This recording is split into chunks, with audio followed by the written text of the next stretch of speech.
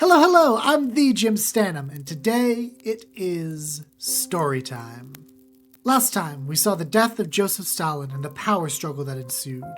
We saw the formation of a Troika between Georgy Malenkov, Lavrentiy Beria, and Vyacheslav Molotov, and we saw the Troika's triumph against Nikita Khrushchev and his reformists.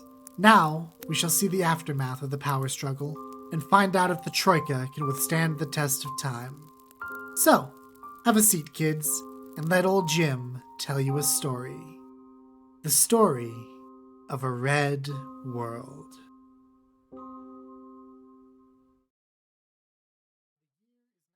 The year is 1959, and Shanghai is abuzz with excitement, preparing to host a summit between Chairman Mao Zedong and General Secretary Georgy Malenkov.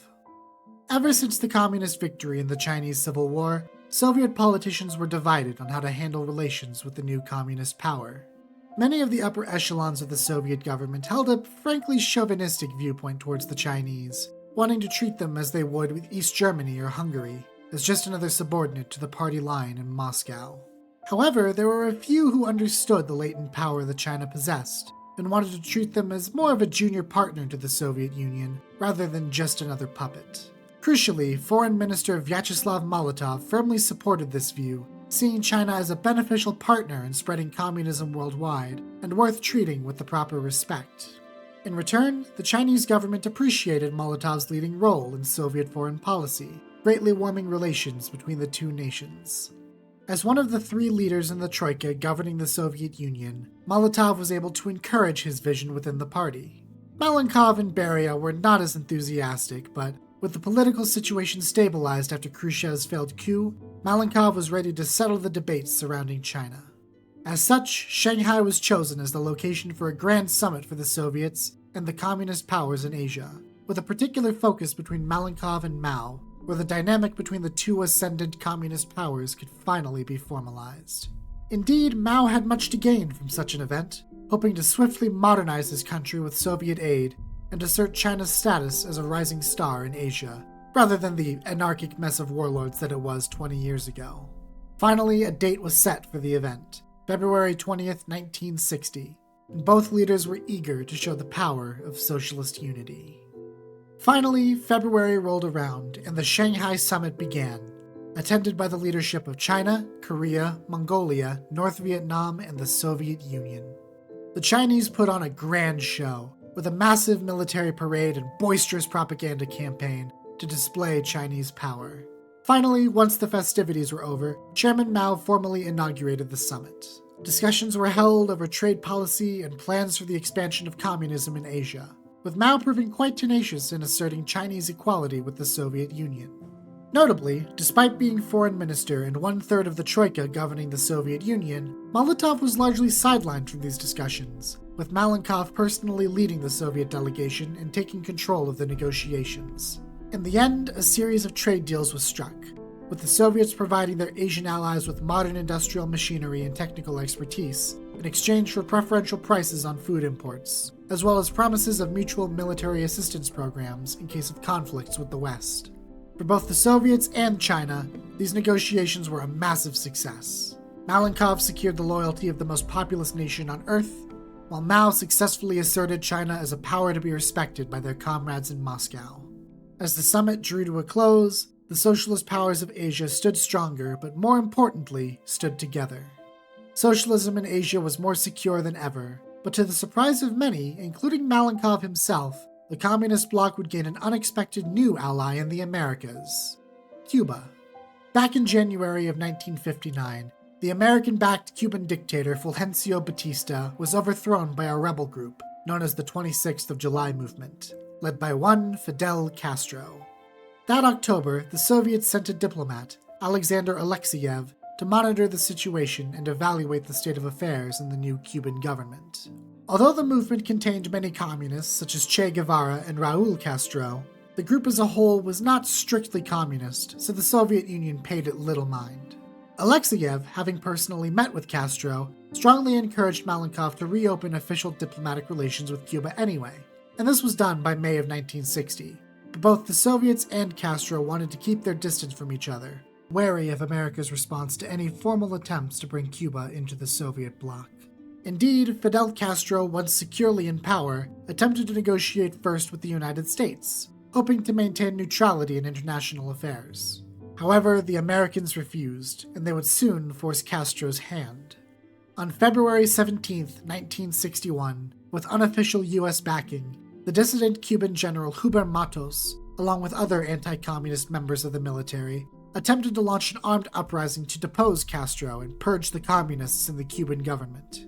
However, this uprising was swiftly crushed by the rest of the Cuban military, with Matos arrested 3 days later. This naked display of American aggression forced Castro to abandon his policy of non-alignment and leap into the Soviet sphere of influence, with the hopes that Malenkov could protect Cuba from another coup, or worse, an outright invasion by the Americans.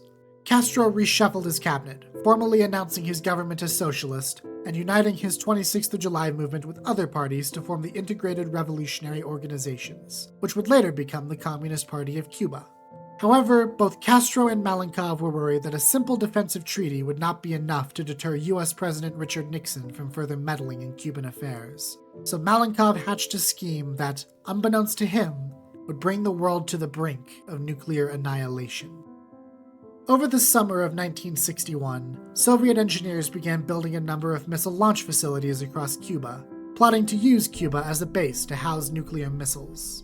After all, Malenkov reasoned, it was no different to America housing nuclear missiles in Italy and Turkey.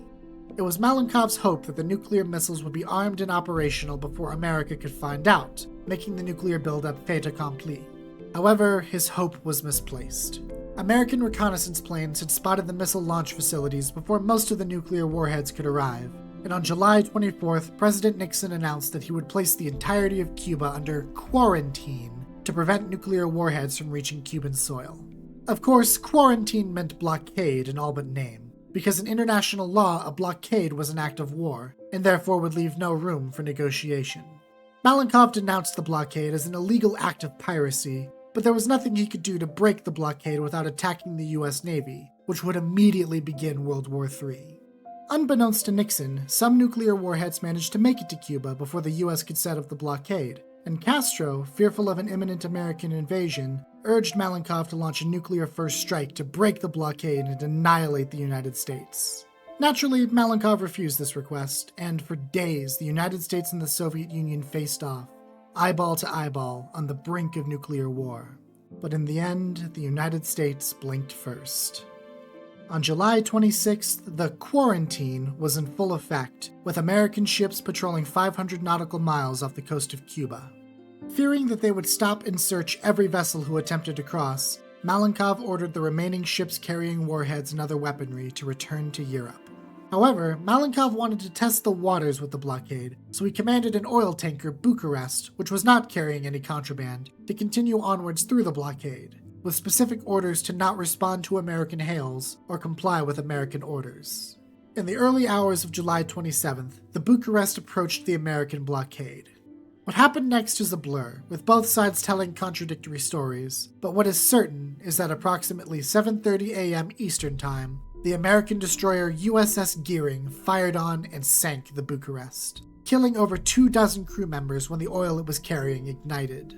It took some time for the news to make its way through official channels, though, with Malenkov only receiving word about 6 hours later. Malenkov immediately summoned an emergency session of the Politburo to plan the Soviet response to this act of aggression. Privately, Malenkov was terrified. He had expected that, at worst, the Americans would disable and board the vessel, not sink the ship and kill dozens of Soviet citizens. Losing his nerve, Malenkov was ready to capitulate and remove the missiles from Cuba, fearing the possibility of nuclear war. Beria and Molotov were able to calm Malenkov down, though, and Molotov pointed out that now the Soviets held a massive amount of leverage over the Americans. After all, the blockade was already illegal, and now the Americans had just committed a grievous act of aggression on an unarmed Soviet ship. Malenkov, still uneasy, gave Molotov the order to draft a statement to the United Nations, as well as a list of demands to be passed to the American government through back channels. Since the Soviets had leverage, Malenkov was going to use it. In the morning of July 28th, the United Nations Security Council was convened, as it had been every day for the past 4 days. The Soviet delegation, led by Valerian Zorin, wasted no time in presenting the facts of the previous few days. The United States had begun an illegal blockade of Cuba, cutting the country off from global trade, and during this illegal blockade, the American Navy fired on and sank an unarmed Soviet vessel, killing dozens of innocent people. The American delegation, led by James Wadsworth, was forced to concede to Zorin and admit to the crimes committed, humiliating the United States in front of the entire international community. Zorin pressed the advantage, demanding Soviet recompense for the losses the Soviet Union and Cuba had suffered. Wadsworth was unwilling to promise any compensation, further isolating America as even their own allies were stunned at their brazen disrespect for international law.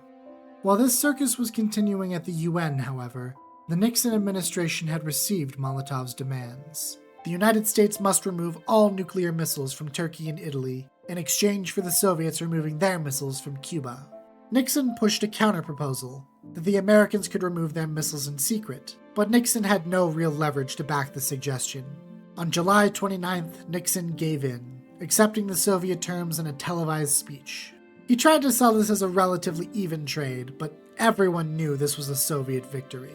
With one, admittedly very risky move, suddenly all American missiles in Europe were gone, and Malenkov was hailed as a strategic genius. International politics wasn't the only arena Malenkov would be victorious in, though, as a couple years later, his gamble on domestic policy would pay off handsomely. By 1963, Malenkov was still riding high on the coattails of his victory in the Cuban Missile Crisis, and able to leverage greater influence in domestic politics. At the end of the year, the long-awaited 1963 Economic Report was published to the Central Committee of the Communist Party, detailing the last 10 years of Soviet economic development, most of which had been under Malenkov's new socialist platform. This report ended up completely validating Malenkov's policies, as it showed the Soviet Union entering an economic boom, with the economy especially responding well to the focus on civilian industry and cuts to the military-industrial complex. The Russian Soviet Federative Socialist Republic in particular soared under the stewardship of its first secretary, Alexei Kosygin, further vindicating the technocratic wing of the State Planning Committee. Malenkov seized upon this victory to promote further economic reforms, and Malenkov increasingly promoted the optimal planners in the committee, pushing the orthodox Marxist-Leninist planners further out of influence. For Malenkov, the success of his reforms caused his popularity to skyrocket, and his Troika seemed invincible to opposing factions in the party. However, from the inside, the Troika was already beginning to crack. Though the Troika had managed to outmaneuver Khrushchev, it was always an alliance of political necessity, and tensions between the three leaders only continued to mount by 1964. Molotov, though still secure in his position as foreign minister, was effectively sidelined as Malenkov and Beria's influence in the Politburo grew. Beria in particular had been eager to stuff the Politburo with his own loyalists in the aftermath of Khrushchev's failed coup, and though Malenkov was still nominally the general secretary, Beria still believed himself to be the true center of power in the Soviet Union. After all, he was by far the more seasoned political operative, as well as the chairman of the dreaded Committee for State Security, better known as the KGB.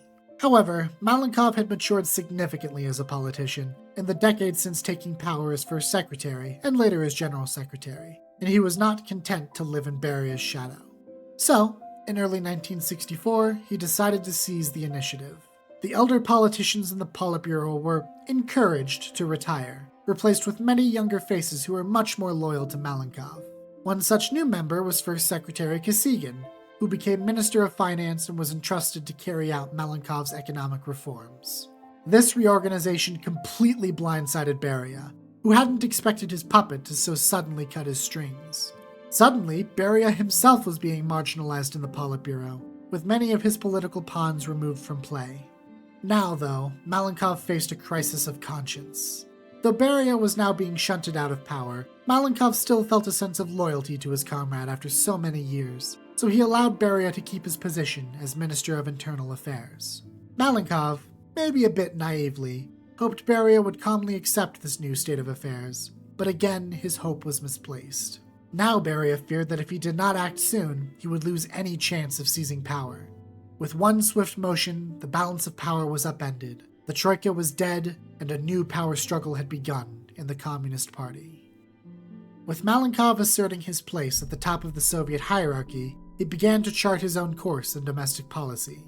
For the first few years of Malenkov's rule, the Soviet government had begun a period of mild liberalization, granting minor concessions on press freedom and relaxing censorship laws in line with the general post-Stalinist consensus at the time. However, Malenkov did not personally support these measures, and on the advice of his humble advisor, Lavrenti Beria, he began to reverse these reforms, silently rolling back the loosened censorship laws and clamping down on press freedom.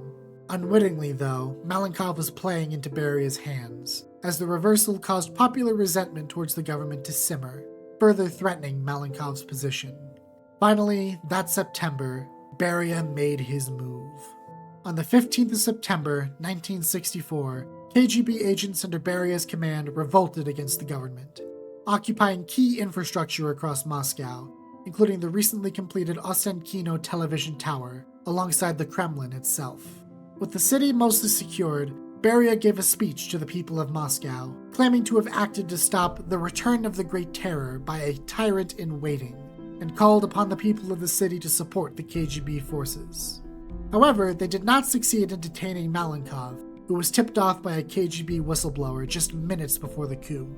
Malenkov just barely managed to flee to suburban Moscow and seized control of a local radio station, where he gave his response. Malenkov squarely put the blame on Beria for every act of repression and cruelty from the Soviet government, and in a surprisingly emotional plea, called for the people to rise up against this Red Napoleon.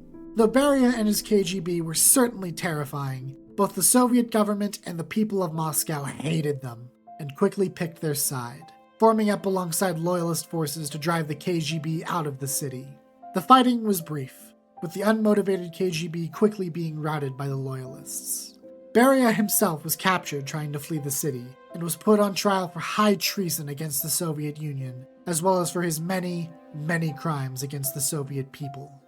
Just like Khrushchev 5 years prior, Beria was sentenced to death and executed. Without Beria to protect their independence, tight controls were placed on the KGB by the Soviet government to ensure that no such coups could happen again. Beria's high-ranking allies received one-way tickets to Siberia, and the rest quickly pledged their loyalty to Malenkov. With that, Malenkov now ruled the Soviet Union alone as paramount leader, with nobody able to challenge his power. With no one left to oppose him, Malenkov could now focus on implementing his grand dreams for the Soviet Union in earnest.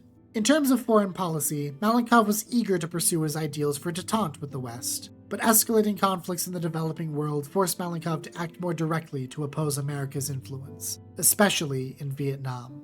In the aftermath of the Nam Dong incident, in which North Vietnamese troops assaulted an American garrison and killed several American military advisors, the United States greatly increased their presence in South Vietnam.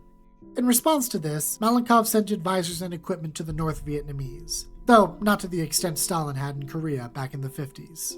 For the next several years, the Vietnam War would turn into a grueling stalemate, straining the Americans' international credibility while improving the Soviets. However, Malenkov's primary focus at this time was on domestic affairs.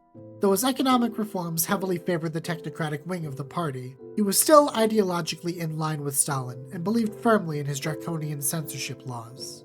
Coupled with the paranoia and rage from nearly being overthrown by his former ally, Malenkov cracked down on dissent within the country in what is known as the Great Freeze, drastically limiting freedom of speech in the press, alongside a brutal consolidation of power within the Communist Party. In this, Malenkov found an unexpected ally in the partocratic wing of the party, headed by Khrushchev's old protege, Leonid Brezhnev. Though their power had waned after Khrushchev's failed coup, the faction reclaimed prominence in the aftermath of Beria's failed coup, and though Malenkov still did not fully trust them, they were aligned on these hardline social policies. For the next 2 years, Malenkov continued his consolidation of the party, while the partocrats slowly gained support within the government, until an incident in Tashkent offered an opportunity for the once sidelined faction to truly shine. On April 26, 1966, at 5:23 a.m., a magnitude 5.1 earthquake struck Tashkent, the capital of the Uzbek Soviet Socialist Republic. This earthquake devastated the city, killing between 1,500 and 5,500 people. And because Tashkent was primarily constructed of densely built traditional adobe residences, over 80% of the city was demolished, leaving hundreds of thousands of citizens homeless. Malenkov and the Soviet government knew they had to act quickly, but they also saw an opportunity to rebuild the city as an example of Soviet modernity. Though the planning committees were still mostly staffed by Malenkov's technocrats, the partocrats played a large role in laying the foundation for a new Tashkent, a model city to showcase the lofty ambitions of the Soviet Union. Construction workers from across the Union arrived in the city, clearing the rubble and quickly building temporary lodgings to house the homeless, while city planners drafted their plans for Tashkent. The new city would be defined by wide boulevards and large-scale earthquake-resistant high-rises, but these marvels would come at a cost. Many old landmarks, such as the 600-year-old mosques of the city, were demolished in favor of modern parks and facilities, causing some to feel that the city had lost most of its history. Nevertheless, Tashkent became the model for a new period in Soviet urban planning, emphasizing modernist architecture and, for the first time in Soviet history, a greater emphasis on individual rather than collective apartments, encouraged by the partocrats.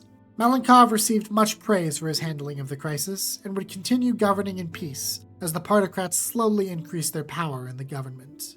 It wasn't until 1968 that a shakeup occurred in Malenkov's government, with the retirement of the esteemed foreign minister, Vyacheslav Molotov.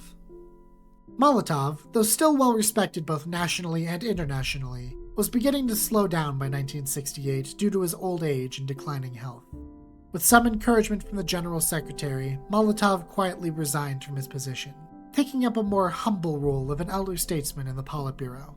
In his place, Malenkov appointed Andrei Gromyko, an experienced diplomat and Molotov's recommended replacement. Though Malenkov initially worked well with Gromyko, he would soon come to regret this appointment. Gromyko wished to stay with the Stalin-era foreign policy doctrine of a world arena between the socialist states and the capitalist states, a doctrine that was becoming increasingly obsolete by the 1960s with the existence of national liberation movements and neutral socialist governments.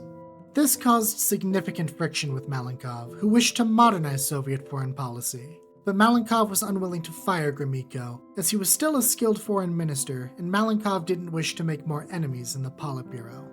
As such, Malenkov would simply continue his foreign policy projects, with or without the approval of the foreign minister. Though Malenkov was certainly a convinced Stalinist, he did see flaws in the old Stalinist foreign policy model, particularly with regards to Africa. Unlike Stalin, who largely neglected relations with Africa, Malenkov saw it as a prime target for spreading Soviet influence, and so he sought to improve relations with the newly decolonized countries on the continent. The cornerstone of this plan was the Soviet African Health Initiative, which opened the doors of Soviet universities to students from Africa, prioritizing their admission over that of other foreign students. At the same time, Malenkov committed to sending Soviet medical personnel to African countries in order to satisfy their healthcare needs until native doctors could be trained. With such essential aid being publicly given to these severely underdeveloped countries, Malenkov hoped that he could win more support from the developing world, further reducing the influence of their old colonial masters. However, this initiative was not without its critics in the Soviet government, particularly from Foreign Minister Gromyko, who derided the policy as collaboration with the anti-imperialist bourgeoisie. This pushback infuriated Malenkov, who did not expect his new foreign minister to criticize one of his keystone projects. Still, the Soviet African Health Initiative would become a major success, winning the Soviet Union significant goodwill across the continent and setting the stage for further foreign policy victories.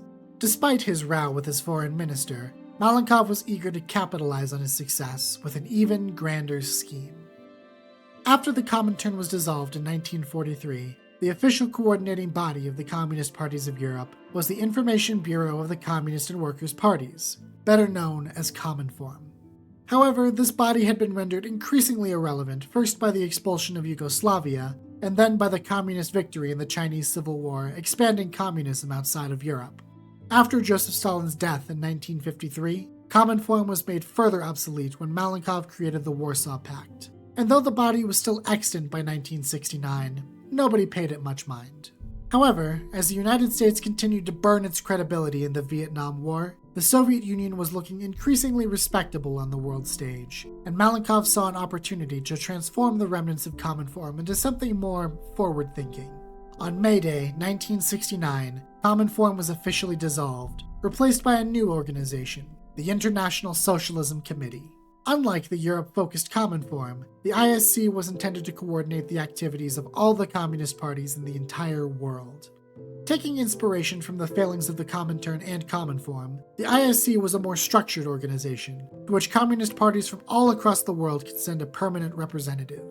As a gesture to the European communist parties, Prague, the capital of Czechoslovakia, was selected as the host city for the ISC. With Malenkov's encouragement, Vyacheslav Molotov was selected as the ISC's first chairman, in recognition of the venerable Soviet politician's long tenure. Unlike Cominform, the ISC would prove much more effective, even managing to reach its influence into the United States, where its member party, the Communist Party USA, would grow to national prominence. Though Gromyko and Malenkov were still at odds over foreign policy, especially over Malenkov's plans for détente, Gromyko greatly approved of the restructuring of Cominform, somewhat soothing relations between them. For the next 2 years, Malenkov bided his time, watching as the United States humiliated itself with President Lyndon B. Johnson's antics and a forced white peace in Vietnam. But his relations with Gromyko soured again soon after. However, in 1971, Malenkov would finally be rid of his turbulent foreign minister once and for all. On August 11, 1971, Andrei Gromyko was walking from his car to his office in the Kremlin, when suddenly he was shot multiple times by a supposed lone gunman, killing him before medical aid could arrive. Security forces managed to disarm and capture the shooter, and he was promptly arrested and interrogated by the main intelligence directory. The following day, the directory made a shocking announcement. The gunman was acting on behalf of the KGB, trying to exact vengeance for the execution of Lavrenti Beria 7 years prior, and that large parts of the organization were involved in a plot led by Alexander Sakharovsky, a KGB director who was planning to eliminate the entire Soviet government and seize power for himself. Malenkov's reaction was swift. He immediately discharged the head of the KGB, Vladimir Semichastny, and replaced him with the head of the main intelligence directory, Pyotr Avashutin, who took charge of a major purge of the organization. In one move, Malenkov's disloyal foreign minister was gone, and the few remaining Beria loyalists were finally purged from the government. To replace the deceased Gromyko was Trade Minister Nikolai Patolichev, who proved to be very supportive of Malenkov's plans for détente, thus removing the last obstacle for his new Soviet foreign policy doctrine. However, there was one more obstacle in the way of Malenkov's ambitions: the partocrats. And after 2 more years of consolidating power, Malenkov chose to turn against them before they could turn against him. In early 1973, Malenkov began one last purge of the Soviet government, reassigning the Brezhnevites to menial posts far away from Moscow. In their place, new faces began to emerge who were much more loyal to Malenkov and his ideals, such as the first secretary of the Leningrad Communist Party, Grigory Romanov. No relation. Brezhnev himself was expelled from the Politburo and sent to Central Asia, assigned to manage a power plant in Kazakhstan, where he would eventually suffer a stroke and pass away a few years later. At long last, Malenkov held total control over party and state, and now he could begin his grand project to assert Soviet supremacy on the world stage. Thank you all so much for watching. I know, I'm late with the lore video again. I had to go through some serious rewrites to make sure everything was accurate, and I think I have thoroughly annoyed my lore fact checkers with the sheer volume of questions I was asking. Anywho, I think I should have one more Soviet lore video in me leading up to 1987 or 1988, and then hopefully by then American lore will be stabilized enough that I can go back and redo those. But that's a problem for future me. Anyway, if you enjoyed this video, please leave a like, hit the sub button. It really does help me out a lot, and I will see you next time.